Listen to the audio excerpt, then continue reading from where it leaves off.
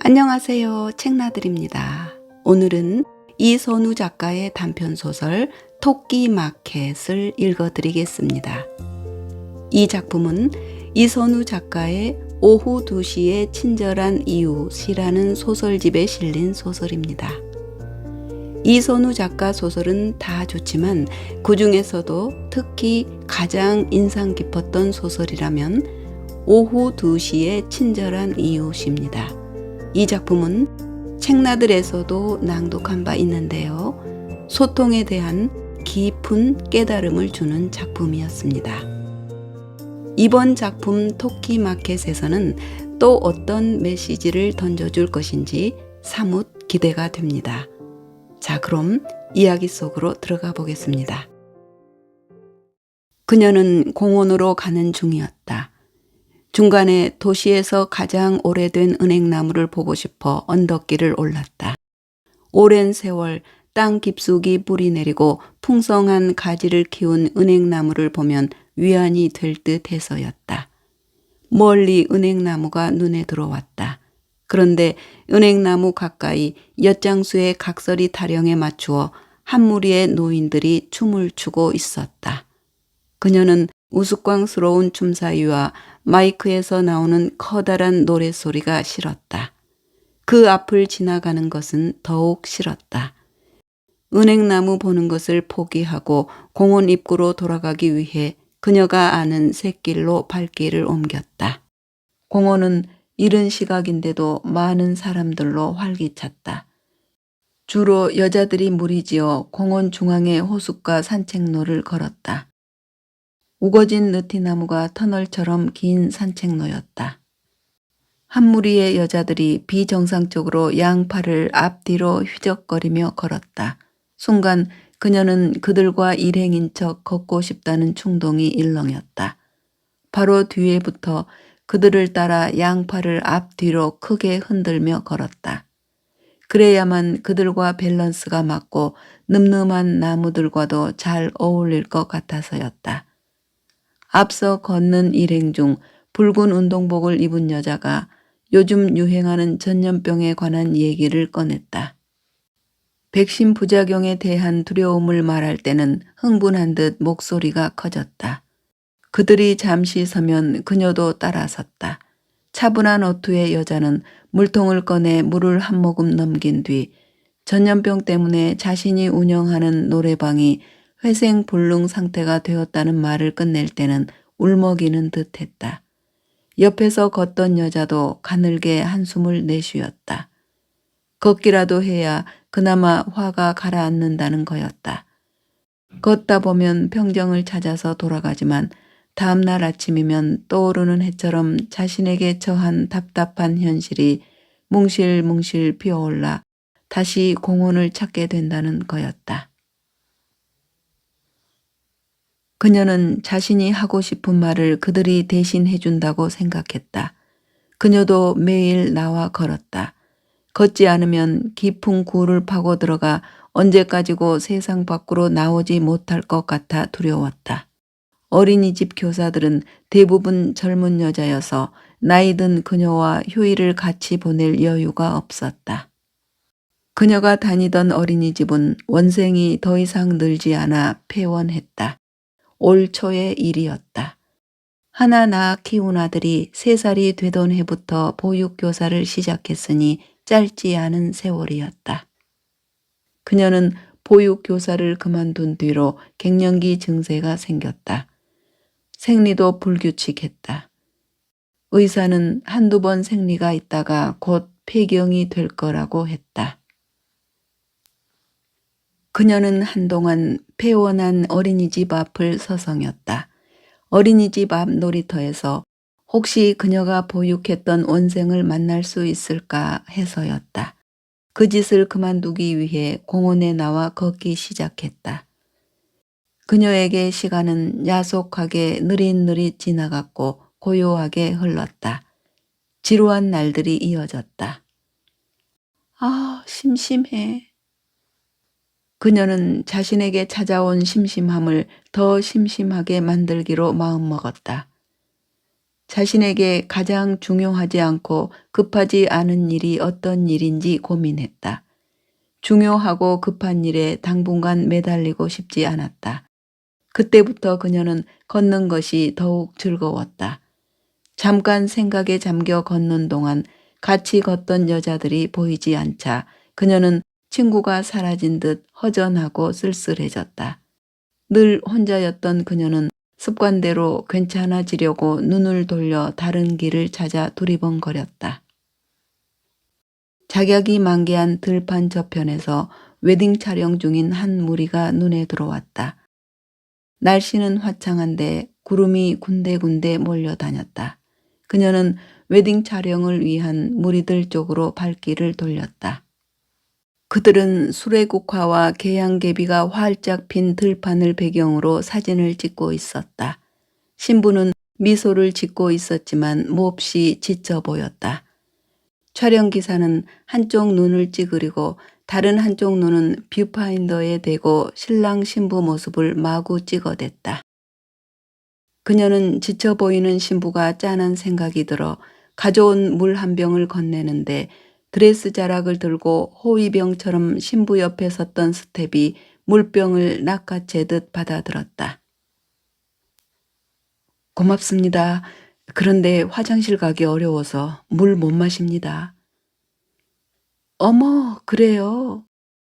그녀는 스텝의 말이 친절을 가장한 책망처럼 들렸다. 그녀는 스텝 손에 들려있던 물을 다시 낚아챘다. 자신도 저런 시절이 있었지만 허상이 끝나는데 그리 오래 걸리지 않았다는 것을 떠올리며 저들도 곧 알게 되겠지. 그녀는 희미한 미소를 지으며 돌아섰다. 그녀는 내일 있을 아들의 상견례에 대해 생각했다. 남편과 연출된 부부로 완벽하게 연기해야 아들한테 난처한 일이 생기지 않을 거였다. 그녀는 아들을 위한 일이라면 얼마든지 열심히 할 수 있다고 생각했다. 느티나무 산책로는 벚나무길로 이어졌다. 벚나무길은 앉을 수 있는 벤치가 많았다. 3355 짝을 지어 걷거나 앉아있는 노인들이 곳곳에 눈에 띄었다. 벤치에 앉은 노인들은 혼자 걷는 그녀를 유심히 올려다보았다. 노인과 그녀의 눈이 마주쳤다. 당신은 젊어서 좋겠네. 부럽구먼. 그녀의 눈에 노인의 눈빛은 그렇게 읽혔다. 무늬만 젊었죠. 속은 당신보다 더 늙었는걸요. 남자의 손길이 닿지 않은 지 너무 오래됐고요. 닿는다 해도 몸이 반응을 보이지 않을 거예요. 그녀가 움직이는 대로 끌려오던 노인의 시선은 그녀의 더 따가운 눈빛에 풀이 죽어 맥 빠진 눈빛으로 주저앉았다. 그녀는 다시 걸었다. 저만큼에서 젊은 엄마가 유모차를 밀며 다가오고 있었다. 그녀는 새싹반 아이를 만난 것처럼 가슴이 뛰기 시작했다. 그 자리에 막힌 듯 서서 유모차가 오기를 기다렸다. 예쁘게 생겼네요. 너무 예뻐요. 그녀의 목소리는 떨고 있었다. 모르는 아이를 앉지도 만지지도 말아야 한다는 것을 너무도 잘 아는 그녀였다. 그런데도 자신도 모르게 유모차 깊숙이 고개를 숙여 아이를 들여다보고 쓰다듬었다. 아이는 그녀가 담임을 맡았던 새싹반 아이들 중 선아와 닮아 보였다. 젊은 엄마는 그녀를 밀어젖히듯 빠르게 유모차를 밀고 도망쳤다. 그녀는 화가 치밀었다. 그냥 새싹반 아이들이 그리워서 반가운 마음에서 한 행동이었다고 쫓아가 말하고 싶었다. 다 미쳤어. 미쳤다고. 그녀는 멀어져 가는 유모차를 바라보며 중얼거렸다. 그녀는 남편에게 자주 듣던 질책이 생각났다. 오지랖하고는 쯧쯧. 그녀는 길 가다 넘어진 아이가 눈에 띄면 아이 엄마보다 먼저 달려가 일으켜 세웠다. 한 번은 아이가 길바닥에서 뒹굴며 울고 있었다. 저만큼에서 아이의 엄마로 보이는 여자가 아이를 향해 소리쳤다. 그래, 잘해봐. 달래주지 않을 거니까 알아서 해. 그녀는 아이에게 뛰어가 벌떡 일으켜 세우고 흙을 툭툭 털어주었다. 왜 그랬어? 속상한 일 있었구나. 엄마가 저기서 기다리고 있잖아. 어서 가. 아이는 오히려 낯선 그녀를 의아하게 바라보다 엄마로 보이는 여자에게 뛰어갔다. 남편이 싫어하는 일은 하고 싶지 않았지만 몸이 먼저 움직였다. 그럴 때면 남편은 어느새 저만큼 멀어져 있었다. 빠른 걸음으로 쫓아간 그녀에게 얼굴을 찌푸린 남편은 한마디 던졌다. 유난 떠는 여편네들 질색이야. 창피해. 그녀는 남편에게 무슨 말이든 하고 싶었지만 입술이 떨어지지 않았다. 그녀는 마음이 예쁜 어른과 있으면 아이들은 저절로 예뻐진다는 말을 믿었다. 자신의 주변 사람들에게 의무와 책임을 다하고 배려를 하면 반드시 너에게 돌아온단다. 평화로운 아버지가 어린 그녀에게 했던 말을 믿고 싶었다. 주머니에서 전화벨이 울렸다. 남편이었다. 남편은 앞뒤 다 잘라먹고 간단히 용건을 꺼냈다. 내일 오전에 아들 상견례에 동행하기 위해 그녀의 집으로 데리러 오겠다는 약속을 지킬 수 없다는 거였다. 오전 일정에 바쁜 일이 끼어들어 그녀를 데리러 올 시간을 도저히 낼 수 없다는 것이다. 자신의 회사 앞까지 오면 같이 갈 수 있을 거라는 말을 끝으로 일방적으로 전화를 끊었다. 한 집에 살 때도 익숙했던 남편의 모습이었다. 그동안 내뱉지 못한 말들이 그녀 안에서 무성하게 자라는 것을 느꼈다. 자란 말들은 언젠가 그녀를 뚫고 나올 거라고 믿었다. 그녀는 남편 앞에 서면 자신이 알 수 없는 사람이 된 듯했다. 너는 누구니? 그녀는 갑자기 목이 탔다. 가지고 있던 물을 씹듯이 오래오래 목을 적셨다. 상견례 장소는 신부 측 부모가 정한 곳이었다. 남편 회사를 거쳐 30분쯤 내려가면 나오는 PC였다. 그녀는 이상한 인연이라고 생각했다. PC는 남편이 나고 자란 도시와 경계를 이루는 곳이었다. 그녀에게도 익숙한 곳이라 상견례 장소를 찾기란 어렵지 않을 터이지만 아들의 부탁이 걸려 남편과 만나기로 했던 것이다. 남편이 자진해 발령지를 전전하던 지난 시간들을 그녀로서는 이해할 수 없어 분노의 감정으로 오랜 시간 격양된 시간을 보냈다. 그런 시간을 보내고 지금처럼 안정을 찾기까지 자신을 납득시키기 위해 외롭고 쓸쓸한 시간이 길었다. 남편은 아예 발령지로 방을 얻어나가겠다고 했을 때 그녀는 반대했다. 벌써 5년 전이었다. 출퇴근이 가능한 거리이기도 했지만 그녀는 이상한 예감이 두려웠다. 남편이 다시는 집으로 돌아오지 않을 것 같은. 그만둘 수밖에 없는 사정. 이미 어린이집에도 말해뒀어요. 무슨 소리야, 상의도 없이. 남편은 황당하다는 듯 그녀를 바라봤다. 마음대로 하고 싶다는데 말이 많네. 남편의 마음이 여실히 전해지는 눈빛이었다.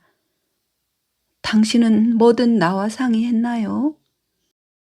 묻고 싶었지만 또 입이 떨어지지 않았다. 그래도 가만히 있을 수는 없었다. 안 돼요. 같이 갈래요. 나는 그곳에서 새로운 일을 찾으면 되고 준수는 전학하면 되잖아요. 굳이 그렇게까지 할 필요 있어? 나 없이 사는 거 쉽지 않겠지만 그냥 있어. 혼자 가고 싶어서 그래. 남편의 굳은 표정을 보면서 당연히 남편에게서 듣고 싶은 대답은 돌아오지 않을 거라는 확신이 들어 그녀는 입을 굳게 닫았다. 자신의 자녀들 앞에서 말끝마다 자신이 죽어 없어지면 어찌 살지 걱정된다고 혀를 차던 죽은 시어머니가 생각났다. 그럴 때마다 그녀는 하마터면 튀어나올 뻔한 말이 있었다. 그럼 죽어보면 알겠네요. 어떻게 사는지. 산 사람은 살게 마련이랍니다. 그녀는 남편과 시어머니가 많이 닮았다고 생각했다. 난 복잡한 게 싫고 말 많은 것도 싫어. 당분간이라도 혼자 조용하게 살고 싶어. 그러니까 잘 다니는 애 학교까지 전학시켜 힘들게 하지 말고 당신은 그냥 여기서 애하고 지내. 그녀는 짧은 시간에 벌어진 일이라 곱씹어 생각할 여유도 없었다. 누구라도 붙잡고 이야기하고 싶었지만 딱히 털어놓을 만큼 가깝게 지내는 사람도 없었다. 남편은 그전까지 아무 문제 없었다. 다만 말이 줄어들었고 자주 피곤하다고 했다. 혼자 있고 싶다는 말을 꺼냈을 때 그녀는 그동안 보지 못했던 남편의 그늘을 볼 수 있었다. 그동안 같이 열심히 살았다고 생각했는데 그는 어느새 저 멀리 멀어져 있는 듯했고 다른 세계의 사람처럼 느껴졌다. 무슨 일 있어요? 있는 힘을 다해 겨우 물었을 때 남편은 그녀의 한 톤 높은 목소리가 부담스럽다고 했다. 그건 또 무슨 말인지. 새삼스러운 말을 듣고서야 남편의 지방 발령은 우발적인 것이 아니고 남편의 연출이었다는 걸 알았다. 그녀는 남편이 사는 작은 아파트에 서너 번 갔었다. 쓸데없는 짓 하지 말고 오지 마. 남편의 말을 무시한 건 그때가 처음이었다. 가르쳐준 비밀번호로 현관문을 열고 들어갔다. 정갈한 싱크대, 물때 없는 욕실, 무엇보다 은은히 빛이 들어오는 하늘거리는 흰 커튼이 안온했다. 그녀는 구석구석 살폈다. 문득 여자 흔적이 있을지 모른다는 생각이 들어서였다. 그렇다 해도 남편의 성품으로 눈에 띄게 할 사람은 아니었다. 남편은 그녀가 다녀갈 때마다 미세하게 불쾌한 안색을 보였다. 그녀가 2주 후 다시 갔을 때 가져갔던 반찬은 뚜껑도 열어보지 않은 채 냉장고에서 잠자고 있었다. 그녀는 반찬을 열어보지 않는 것으로 자신을 거부한다고 생각했다. 그 뒤로 남편에게 가는 것을 끝냈다. 그녀가 공원 수목원 깊숙이 들어갔을 때 안개비가 내리기 시작했다. 드물게 우산 쓴 사람도 눈에 띄었지만 대부분 머리 위로 두 손을 펴 비를 피했다. 그녀는 두 손으로 머리를 가리고 뛰어가는 게 쉽지가 않아 그냥 걸었다. 집에서 나오기 전 일기예보를 보지 않았던 것은 아니었다. 비 소식은 늦은 오후에나 폭우처럼 잠깐 퍼부을 거라고 했다. 그녀는 찌푸린 베란다 밖의 날씨와 일기예보를 번갈아 살피며 우산을 챙길까 말까 고민하다 물 2병만 들고 집을 나섰다. 그녀는 머리에서 떠나지 않는 내일 일정을 더듬느라 비가 굵어졌다는 것을 의식조차 못했다. 머리에서 물방울이 뚝뚝 떨어졌다. 눈으로 비가 흘러들어갔다. 그녀는 옷소매를 끌어다 눈가를 닦고 다시 걸었다. 웨딩 촬영하던 사람들은 비를 무사히 피했을까 하는 생각이 갑자기 들었다. 예쁘게 기억되어야 할 사진에 빗방울이 튀면 안 될 거라고 생각했다. 빗줄기가 굵어지면서 사람들은 어디로 숨어들었는지 알 수 없었다. 그녀는 텅 비어버린 숲을 빙글빙글 돌았다. 그녀의 휴대전화에서 경쾌한 소리가 울렸다. 토끼마켓 알림음이었다. 어린이집이 문 닫은 이후 중고 사이트인 토끼마켓을 놀이 삼아 들락거렸다. 다른 사람들이 쓰다 실증나서 내놓은 물건들을 찬찬히 둘러보는 거였다. 그들은 무엇을 입고 어떤 것을 쓰는지 기웃거렸다. 적당한 것을 골라 채팅창을 열고 말을 걸었다. 그러다 사이즈를 핑계로 채팅창을 나왔다. 그러면 그녀에게도 왠지 이웃이 많은 것처럼 느껴졌다. 이웃과 소통한 것처럼 뿌듯했다. 그녀는 평소 남이 쓰던 물건을 좋아하지 않았다. 어느 날부터 토끼마켓에 나오는 물건과 자신이 닮았다는 생각이 들었다. 자신을 바라보듯 원피스도 샀고 10인용 전기밥솥도 샀다. 5인이 마실 수 있는 닭이도 샀다. 아들이 다녔던 고등학교 체육복을 사온 날은 한동안 들떠서 빨아 개켜두었다. 한쪽 귀는 바짝 서고 한쪽 귀는 축 내려앉은 토끼가 인상적이어서 들어갔었다. 온라인 중고 매장이었다. 채팅창에서 약속을 한 뒤 화장을 하고 옷을 예쁘게 차려입고 약속 장소로 나갔다. 나온 사람을 유심히 쳐다보다 가까이 다가가 혹시 중고, 혹시 토끼, 모르는 사람을 만나 쑥스럽게 웃고 쇼핑백을 받아들고 인사를 했다. 잘 쓰겠습니다. 그리고 뜯어보지도 않은 쇼핑백이 식탁 옆에 쌓여갔다. 그녀는 언제부터인지 트럭에서 들리는 쓸모없어진 가전제품 산다는 잔잔하고 조금은 무료한 소리에 귀를 기울였다. 친절하게 전화번호까지 알려주며 낡고 오래된 텔레비전이나 세탁기 산다는 트럭의 스피커 소리가 어린 시절 친구가 불러내는 소리처럼 다정하게 들렸다. 이제 휴대폰에서 토끼가 그녀를 수시로 불러냈다. 그녀는 쉬지 않고 수목원을 걸었다. 어쩌다 우산 쓴 여자들이 그녀를 스치고 지나갔다. 비를 맞고 걷는 사람은 그녀뿐이었다. 그녀는 비를 피할 요량으로 대왕 참나무 군락지 아래 섰다. 밑동 크기로 보아 우람한 대왕 참나무였을 잘린 나무도 여러 그루 눈에 띄었다. 깊고 단단하게 뿌리 내린 나무도 저렇게 잘릴 수 있구나 생각했다. 밑동이 잘릴 만한 원인이 무엇이었을까? 그녀는 긴 시간의 흔적을 오래 바라보았다. 비는 잦아들지 않았다. 그녀는 어린이집 아이들에게 말을 걸듯 공원 수목원의 나무와 꽃에게 말을 걸었다. 모두 제자리를 지키고 서 있느라 고생했어. 자리를 지키며 산다는 것이 얼마나 힘든 일인지 나는 안단다. 얼마나 걸었을까. 머리칼에서 물방울이 주르르 얼굴을 타고 흘렀다.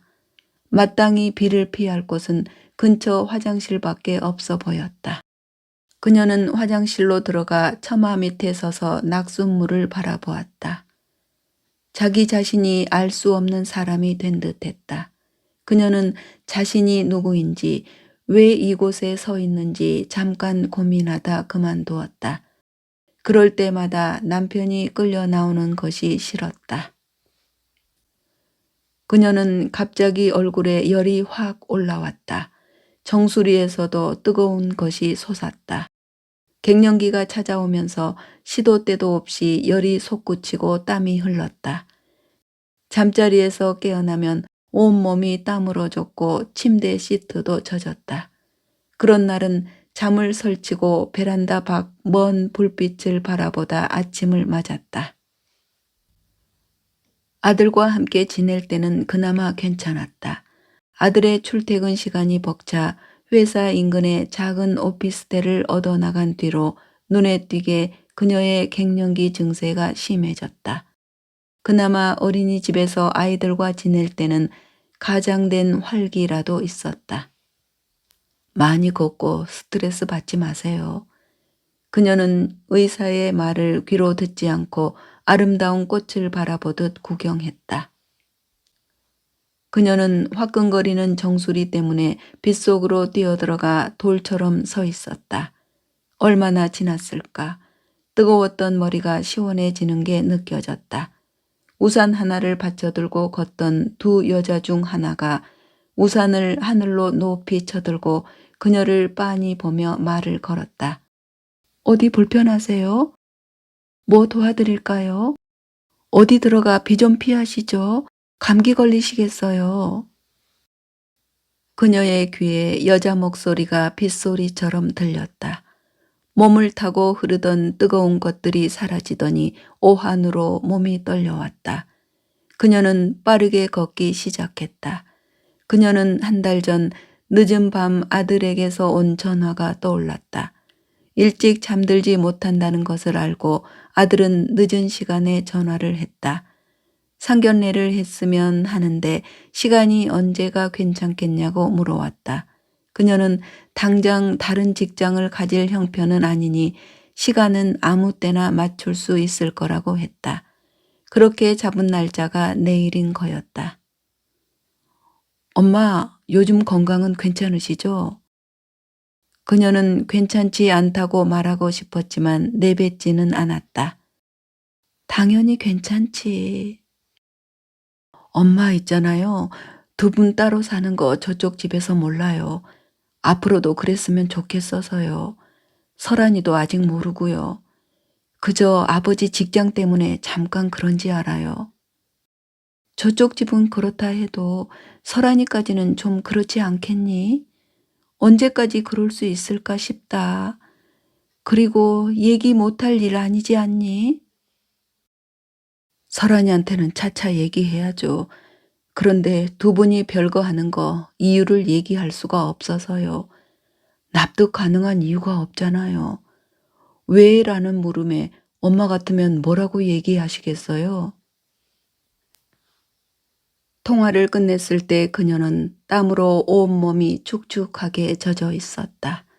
그녀는 집안의 창이란 창은 모두 열었다. 밤 공기도 그녀의 몸을 식혀주지 못했다. 그녀는 욕실로 들어가 찬물을 틀어 샤워를 했다. 모든 것이 귀찮다는 생각이 들었다. 그녀는 그날처럼 모든 것이 귀찮게 여겨졌다. 공원에서 나와 천변을 따라 걸었다. 어느덧 비는 멈추었지만 그녀의 몸에서는 여전히 빗물이 방울져 떨어졌다. 집으로 돌아온 그녀는 뜨거운 물로 샤워하고 소주를 한 병 꺼냈다. 소주병 뚜껑을 비틀어 따며 그녀는 아들이 옆에 있었더라면 같이 한잔하고 싶다는 생각이 간절해졌다. 남편이 발령지로 떠난 뒤 주말마다 혹시 기다리는 시간이 길어질수록 그녀는 스스로를 설득할 말을 찾지 못해 괴로웠지만 술은 마시지 않았다. 그러나 아들이 상견례 날짜와 결혼 날짜를 잡고 자신의 애인에게 집중하느라 부산이 움직이는 동안 그녀는 술을 마셔야 잠을 잤다. 시간이 지난 뒤에 알게 된 것이지만 자신도 남편에게 질린 구석이 있었다는 것을 알았다. 그녀도 차츰 약간의 해방감을 느낀 것이 분명했다. 남편 앞에서는 무엇이든지 정리정돈하려고 노력했다. 남편은 까다롭기보다 늘 어려웠다. 남편이 집으로 오는 횟수가 줄어들수록 시댁 식구들은 그녀가 남편을 바깥으로 밀어냈다고 했다. 얌전한 것이 독하기는. 그녀는 변명을 하고 싶을 때마다 가슴에 푸르고 무성한 나무를 꾹꾹 눌러 심었다. 언젠가 그녀를 뚫고 하늘 높이 치솟을 나무가 되기를 기대했다. 그녀는 한참을 뒤척이다 일어나 베란다 문을 열고 찬바람을 맞았다. 조금 가슴이 시원해지는 듯했다. 아들은 17살쯤 한밤중에 베란다에 나와 담배를 한 모금 빨고 기침을 쿡쿡 하다 그녀에게 들켰다. 그때 그녀는 아른 채 하지 않았다. 그 시간이 그리웠다. 그녀는 서랍장에 넣어두었던 담배 한 갑을 꺼내 베란다로 나갔다. 마트에서 소주를 사면서 계산대 뒤에 진열된 담배가 눈에 들어와 샀었다. 그리고 감색 가죽으로 된 수제 담뱃갑 케이스도 샀다. 아들처럼 담배에 불을 붙여 길게 빨아 입안에다 연기를 잠시 가두었다 뱉어냈다. 쿡쿡. 그녀는 여러 번 기침을 토했다. 쌉쌀한 맛이 마음에 들었다. 앞으로 한 모금, 한 갭이 한 갑, 그렇게 담배와 가까워질 것 같은 예감이 들었다. 남편은 인근 커피숍을 얘기했지만 그녀는 1층 주차장에서 기다리겠다고 했다. 시계를 들여다보고 난 뒤 회사 앞을 서성였다. 남편은 많이 기다리지 않게 했다. 오랜만이네요. 그죠? 간혹 통화는 했지만 당신도 좋아 보이네. 남편은 아이보리 원피스에 남색 재킷을 입은 그녀를 은근히 훑어보았다. 아들을 결혼시키면 혼자 남을 그녀를 통화 중에 은근히 부담스러워 했었다. 그것에 대한 안도인 듯 했다. 그녀는 처음 만났을 때의 남편의 눈빛을 떠올렸다. 지금의 눈빛과는 많이 달랐다. 회사는 더 버티기 힘들어서 그만뒀어. 대신 작은 사무실을 냈어. 저 건물 6층. 아직은 작고 초라하지만 거래처도 다 이곳에 있고 익숙하기도 해서. 준우가 말 안 해? 준우는 알 텐데. 그녀는 남편의 말에 아들에게 이상한 소외감이 들었다. 그녀가 묻지도 않았고 또 알아야 할 이유도 없었다. 남편도 자신에게 꼭 말해야 할 의무가 없다는 걸 잘 알지만 그녀는 막 뗏목을 타고 표류가 시작된 아찔한 느낌이 들었다. 아버지는 어린 그녀에게 신 같은 얼굴을 하고 세뇌시켰다. 삶은 공평하다고, 절대자는 고통을 감당할 만큼만 주신다고. 아버지의 세뇌에 새같이 작은 가슴을 콩닥거리며 숨죽이고 종종거리며 살았다. 조용히 입 닫는 훈련에 익숙했고 나눌 동기간 하나 없이 늘 아득한 일상일 때가 많았다. 아픔이라든지 고독은 새 가슴에 구겨 넣는 것에 익숙했고 그렇게 훈련된 거였다. 무남 동료인 그녀는 6형제 중에 가운데인 남편 가족관계가 동경의 대상이었다. 그래서 형제들의 소란함이 부담이라는 그의 볼멘 소리를 배부른 소리로 일축했다. 남편은 정직했고 선량했고 신사라고 믿었다. 그때는 편안한 사람이라고 믿어 의심치 않을 때였다. 그녀의 졸업과 남편의 학사장교 임관 뒤에 자연스럽게 결혼이 이어졌다. 더 정확히 말하자면 졸업하기 몇 달 전 아들을 임신한 거였다. 자연스럽게 아버지 집에서 신혼 살림을 차렸다. 남편은 제대를 하고 취직을 했지만 웬일인지 걱정거리에 치인 얼굴을 하고 다녔다. 사돈 될 부부는 인상보다 말씨에 더 호감이 갔다. 바깥 사돈은 침착하고 부드러운 말투가 편안했다.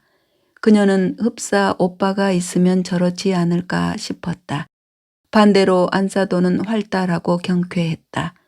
그녀는 남편과 자신을 생각했다. 한두 번은 있었을 것이지만 소리내어 깔깔깔 웃어본 것이 기억 멀리 밀려나 끌려 나오지 않았다. 그녀가 소리내 웃으면 빤히 바라보다 얼굴을 돌리던 남편과 달리 바깥 사돈은 안사돈과 눈을 맞추고 잘 웃고 공감해줬다. 아들의 애인은 두 사람을 많이 닮은 듯 침착하고 경쾌했다.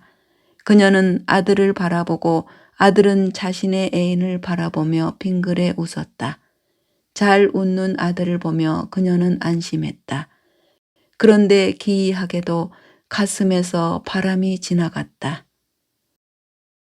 와인 한 병을 비울 때쯤 바깥 사돈이 다시 한 병을 시켰다. 와인을 두 잔째 비웠을 때 그녀는 얼굴이 달아오르는 것을 느꼈다. 차 안에서 느꼈던 소외감도 편안한 분위기가 상쇄시켜준 듯 사라져버렸다. 그녀는 아들이 좋아하는 잡채와 갈비를 눈치채지 못하게 아들 쪽으로 슬쩍 밀었다. 아들이 조금은 완강하게 그녀를 바라보다 자신의 애인 앞으로 다시 밀어놓으며 많이 먹어 했다.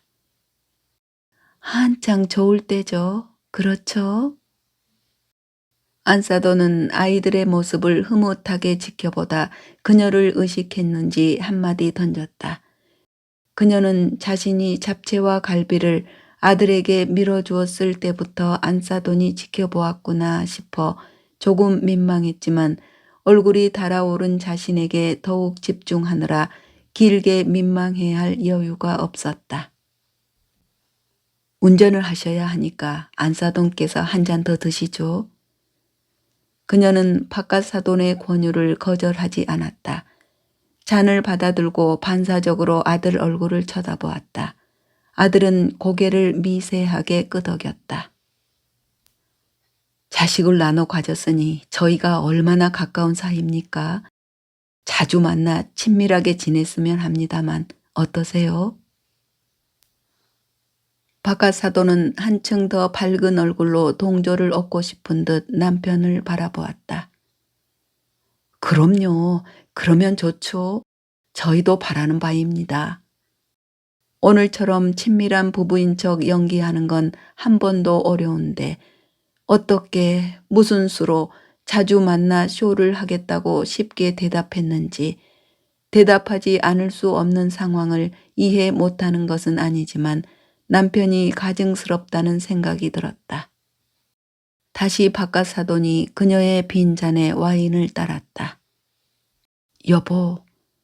남편이 낮게 부르는 것과 동시에 그녀는 단숨에 와인잔을 비우고 내려놓으면서 아들 얼굴을 쳐다보았다. 아들은 남편과 비슷한 얼굴로 그녀를 바라봤다. 갑자기 그녀는 웃음이 터져 나왔다. 그만두려고 해도 웃음은 멈추지 않았다. 엄마. 아들은 단호하고 낮은 목소리로 그녀를 불렀다. 사돈 뇌에는 농구공을 바닥에서 튕기는 것처럼 훅훅훅 웃었다. 보기 좋으십니다. 했지만 얼굴은 보기 좋은 얼굴이 아니었다. 그녀는 일어나야 한다고 생각했다. 순간 아랫도리에서 뭉텅 쏟아지는 느낌이 들었다. 연거푸 3번쯤 같은 느낌이 들었다. 그녀는 두리번거렸다. 누구 하나 도움을 청할 사람이 없어 보였다. 일어나지도 못한 채 꼼짝 못하고 앉아있는데 남편이 입을 열었다. 이제 일어나는 게 좋을 것 같습니다. 집사람이 좀 취한 것 같네요. 뭐 앞으로 자주 뵐 사이들이니 아쉽지만 오늘은. 남편은 그녀를 향해 눈빛으로 일어나기를 종용했다.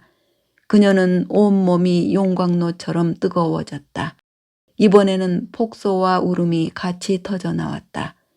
웃음도 눈물도 쉽게 멈추지 않았다. 아들 애인이 일어나 자신의 손수건으로 그녀의 얼룩진 얼굴을 꼭꼭 눌러 닦아주었다. 그녀는 왠지 남편이나 아들보다 아들 애인의 손길이 닿자 눈가가 한층 뜨거워졌다. 여보, 일어납시다. 어서. 남편은 사돈 부부에게 여러 번 고개를 조아리며 그녀에게 시선을 깊게 꽂았다. 엄마, 괜찮으세요? 괜찮지. 어때서? 걱정 마. 어수선한 가운데 남편은 그녀를 다시 일으켜 세웠다. 그녀가 일어나 몸을 돌리는 순간 남편은 갑자기 자신의 재킷을 벗어 그녀 엉덩이를 덮었다. 그녀는 무슨 영문인지 의아해하다 좀 전에 뭉텅 쏟아진 느낌을 생각해냈다. 화장실을 들릴 사이도 없이 남편은 그녀를 엘리베이터에 밀어넣었다.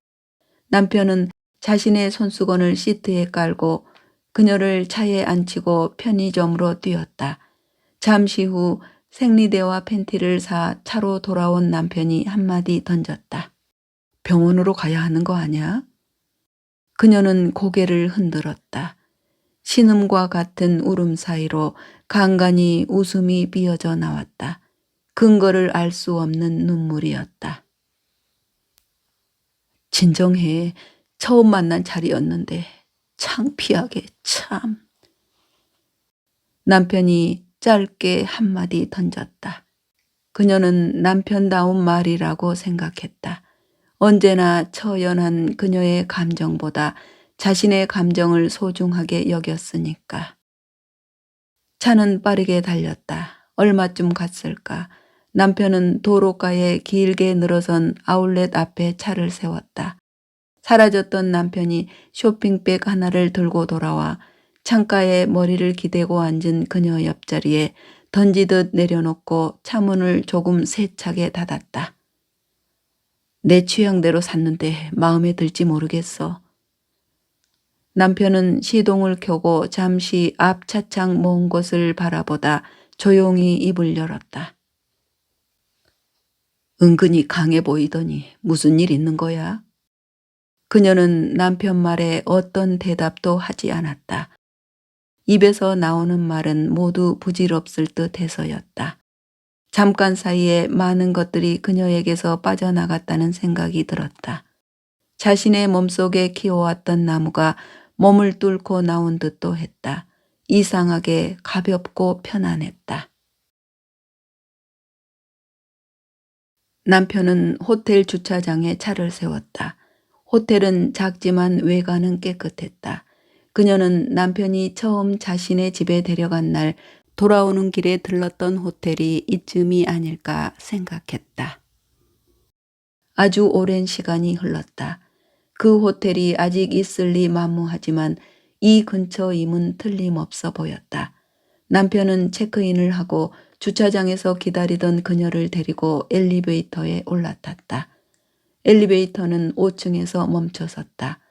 엘리베이터에서 내리자 정면 벽에 오드리 헵번 액자가 걸려 있었다. 세월이 내려앉기 전의 모습이었다. 사진 속 여배우처럼 젊은 날 지금의 남편 뒤에 숨어 수줍게 호텔 복도를 지나던 때가 생각났다. 세상 부러울 게 없는 밤이었다. 붉은 카펫이 깔려있는 좁은 복도를 지나 남편은 503호 앞에서 잠시 망설이는 듯 싶더니 전자키로 문을 열었다. 그리고 그녀의 등을 살짝 밀었다. 그 옛날에도 남편은 호텔 방 앞에서 망설이는 그녀의 등을 살짝 밀고 문을 닫았다. 그때 그녀는 무섭지 않았다.